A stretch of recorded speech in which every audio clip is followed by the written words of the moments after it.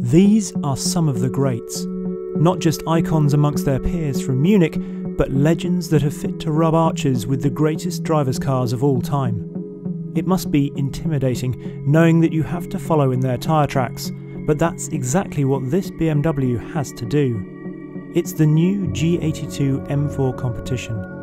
With 503 brake horsepower and 479 pounds-foot of torque from its new S58 closed-deck twin-turbo 3-litre straight-six, it certainly has some muscle. But it also weighs a hefty 1,725 kilos.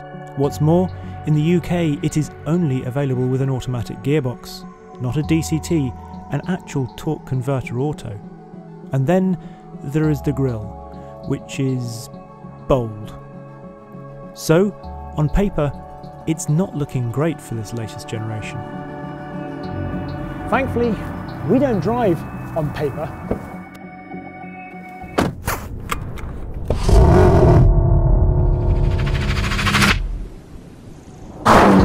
This is fantastic.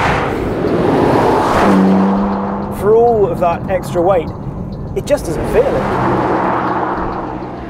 As soon as you turn the wheel, you can feel the lateral stiffness. The steering's not completely wriggling with feel, but the accuracy that you have around it is phenomenal. It feels like an M car from the moment you're in it. The fundamental structure of the latest 4 Series was clearly a good start, but BMW has put in a lot of work to stiffen it further. Open the bonnet and you can see some of the extra bracing. Hardly the lovely carbon horseshoe of old, is it? But this is just the tip of the bracing iceberg. Combined with the M-specific suspension, it's certainly effective, giving you a phenomenal sense of connection and therefore confidence from behind the wheel. There's just a lovely tautness to it, and then you get to the engine, this S58 engine, and it's turbocharged, but it is so linear and so responsive. It's a match for the chassis. It is disappointing in that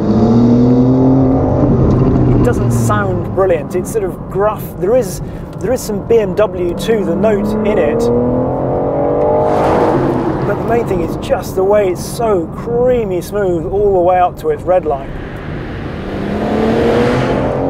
And of course, with 503 brake horsepower and best part of 500 pounds-foot of torque, it shrugs off any extra weight, I can tell you that much. It's not a real sort of crescendo, which I suppose you wouldn't really expect with a turbo engine anyway, but if we're going to be picky, that's not there. That's not perhaps the real spine-tingling nature of the very best M engines, but in terms of what it delivers, absolutely no complaints at all. Then there's the gearbox, and obviously I really did have my doubts. It was possibly my biggest doubt actually about this car. How could they put an 8-speed torque converter in this and still make it an M car?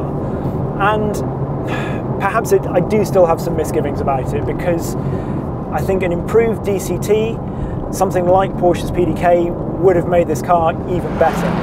Having said that, the shifts in this are so smooth that I actually think it's an improvement on the old DCT, which you were always just a bit nervous of, because it could dump shifts in a way that you always felt might just unsettle the rear axle. So you could feel a bit uneasy using that old DCT, whereas this, you just don't have any worries about it at all.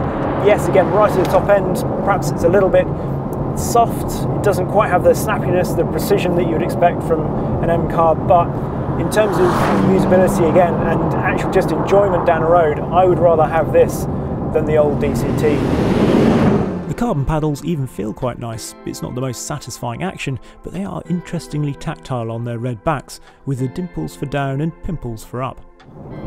Whereas in the old DCT, which could just feel a bit like a automated single clutch manual, you'd never really turn it up to its full maximum attack speed in terms of changes. This, well, down here you can just put it up to 3 all the time, to be honest, and it's so smooth, even when it's giving the fast shifts, that it's absolutely fine. And of course, you can wind it all the way back, and it is a torque converter, so you can make it a nice relaxing everyday car, and it is that bit more relaxing. It's an everyday car. Yes, there is quite a bit of road noise transmitted into this new M4, but the actual ride quality is impressive. You certainly feel the bumps, but never harshly, so it's not uncomfortable. And if you find yourself cruising on the motorway, heading to a multi-storey car park, then this latest M4 even has a whole suite of driver assistance systems to call upon, if you like relinquishing a bit of control. Now, you can actually get a new M4 with a 6-speed manual gearbox, just not in the UK. It's the standard or non-competition M4. It's got 473 brake horsepower and 406 pounds-foot, so quite a bit down, particularly on the torque, because the 6-speed gearbox can't cope. But if you're lucky enough to live in one of those markets, you can get a 6-speed manual. In the UK, the M4 Competition starts at £76,000. In terms of the spec on this particular car, well, the most eye-catching thing is certainly the Sao Paulo yellow paint, which is actually a no-cost option.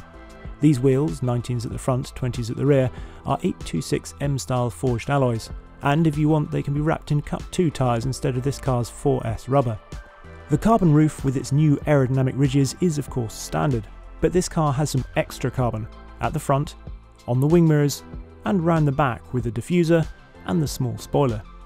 These are all part of the £6,750 M carbon pack, which also includes the seats, which we'll talk about in a moment. One carbon option not on this car is carbon ceramic brakes. I had no complaints with the standard items, although admittedly I didn't encounter any big alpine descents, but there may well be a benefit to be felt from the 15 kilos of unsprung mass saved with the golden calipered items, if you want to lash out.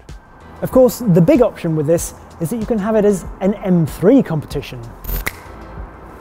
And the great thing about this is that it's basically exactly the same. It's the same overall length. It's obviously a little bit higher, so 14 millimeters higher. It's very slightly wider, it's 16 millimeters wider. Same 0 to 62 mile an hour time at 3.9 seconds, same 503 brake horsepower and 479 pounds-foot of torque. You obviously get the extra practicality of some rear doors, and you get a bit more boot space, so it's up to 480 litres, which is 40 litres more than the M4 Competition. I've actually driven this car, and really, to all intents and purposes, I can't see any real difference between this and the M4 Competition. I actually think this is better, for one crucial reason. You see, the standard 3 Series is slightly narrower than the standard 4 Series, so because they've got the same width tracks, you just get a bit more rear arch, a bit more haunch, a bit more M-blistering, which I think looks really good. Of course, we've been promised an M3 Touring in the future too, which could be the most desirable of the lot, and there will be X-Drive models that will send power to the front as well as the rear wheels. Anyway, back to the M4. Thank you. And time for a look at the interior. In here, well, most of it is actually standard, so all this lovely carbon here and on the wheel, that's standard. The Harman Kardon stereo, that's standard. The head-up display, that's standard too. Something that is an option, well, these rather lovely M carbon bucket seats. They're part of the carbon pack. I think they're worth the money, partly because they save a bit of weight, so 4.8 kilos per seat, but yeah, just under 10 kilos is not a huge saving in a car that weighs over 1,700 kilos. However, they just add to the ambience of this car. They're still electrically adjustable. There's this curious sort of carbon bit down here that sort of evokes the idea that they might be set up for 6-point harnesses. And then there are the grab handles on the side that remind me sort of a toboggan, you know, little plastic ones you can buy. They're even heated. I mean, what's not to like? Anyway, there are in here a lot of buttons, and I do like buttons as opposed to just all on a touchscreen, but I think to show you what they do, we should go back out on the road. Let's start with the M mode button, which gives you options of road, sport and track, essentially progressively reducing the distractions from the displays. In track it also turns off things like lane keep assist, which is a useful shortcut to know about. Next is the setup button, which brings up a mildly perplexing plethora of things for you to adjust, but for once they are actually all useful and usable. So for engine and chassis we've got 3 options, and then steering and brakes we've got 2 options. And it might sound odd to say they're all usable, of course they should be, but sometimes in cars you feel like they're just being put there because the engineers can, and you're always hunting around for the sort of the Goldilocks setting, the sweet spot if you like. With this, steering, comfort, that makes sense. You use that around town or just daily driving. But sports, yes, actually it does make a difference. Just the extra added weight is nice when you're driving more quickly. Similarly with brakes. Comfort, sport. Every day when you're driving more quickly. The engine settings are pretty self-explanatory too. Comfort renders the powertrain relatively docile, while Sport Plus responds like your average startled lizard. I've actually been knocking it back to sport a lot of the time because I think on the road it just feels a little bit nicer. It just takes out some of the hyper-aggressiveness on the throttle. I think it really is mostly for track, that setting. Perhaps the biggest surprise for me came with the chassis options because, yes, Sport is probably the best on a bumpy road, but you can use Sport Plus, and I actually love the extra agility that you get with Sport Plus. Turn in and it's just instantly there. It seems to rotate so quickly and then lean on that outside rear tyre, so it's just there waiting to respond to the throttle. It is so much fun. Yes, the damping is firm, but in no way does it feel like it wants to bounce you off the road like you might expect. It retains composure, and it's actually really impressive.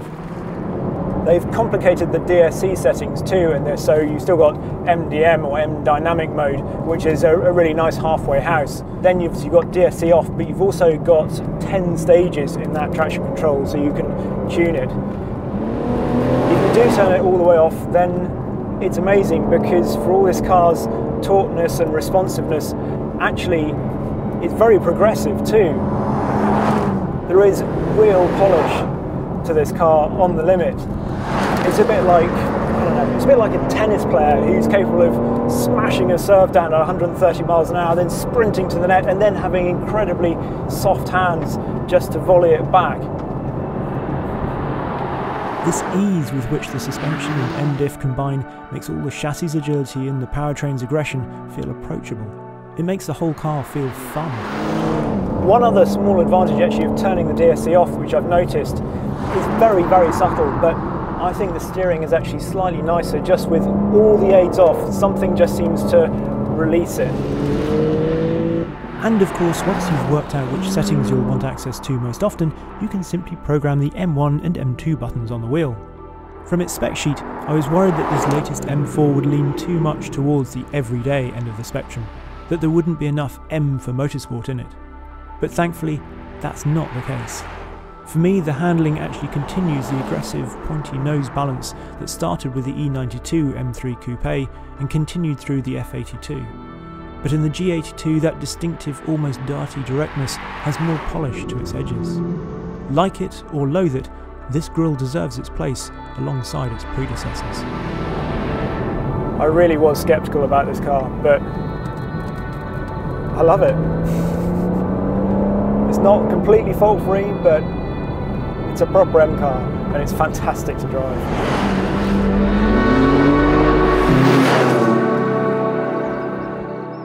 Thank you very much indeed for watching.